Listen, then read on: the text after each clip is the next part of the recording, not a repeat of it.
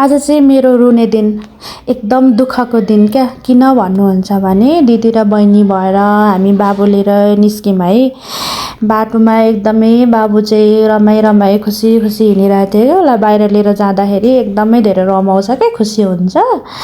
अनि माथितिर हेर्छ, घरहुँती हेर्छ, सबैतिर यताउति हेर्छ, एकदम खुसी हुन्छ। अनि हामी सुन पसल पुग्यौँ बाबुको कान छेड्न भनेर। अनि हामीले त्यहाँनिर गएर सल्लाह गऱ्यौँ केले छेड्ने, बन्दुकले कि सुनले। अनि त्यहाँको दाइले भन्नुभयो सुनले नि छेड, बन्दुकले छेड्दाखेरि डबल रुन्छन् बच्चाहरू पछि सुन लगाउँदाखेरि भनेर भन्नुभयो। ल नि त भनेर सुनले नि छेड्ने भन्यौँ।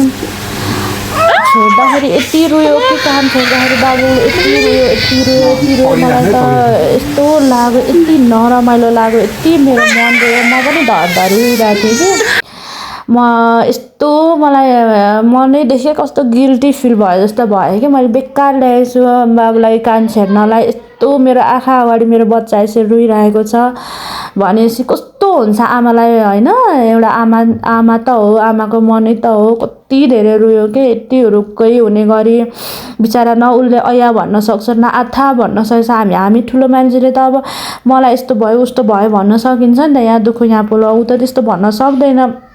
यति रोयो। फेरि अर्कोचोटि छेड्दाखेरि अर्कोपट्टिको कान छेड्दा पनि त्यस्तै गरिरह्यो क्या। बहिनीले म सक्दिनँ त पकड भन्दै थिएँ, आँखाभरि आँसु भइरहेको थियो उसको पनि। पछि त ऊ पनि रोएँ।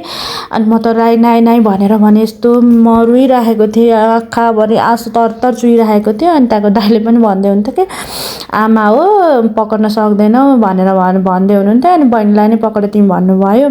अनि पछि मलाई भन्दै हुन्थ्यो बाबु त चुप लागिसक्यो, तिमी कति रोको भनेर भन्दै हुन्थ्यो। आमा नि हो नि, जे जस्तै भए पनि म नै हो भनेर भने मैले। अनि त्यस पछाडि अनि दुईतिरकै कान छेडिसकेपछि एकछिन बाबुलाई अनि त्यही खेलायौँ हामीले। अनि बाबु चुप लाग्यो। अनि कति रोइरहेको थियो हुक्कुक गर्दै। अनि घर लिएर आयौँ। अनि अहिले त खेलिरहेको छ। अब त्यो कानमा तेल बेसारहरू लगाउने हो भन्दै हुनुहुन्थ्यो। के लगाउँदा ठिक होला साथीहरू?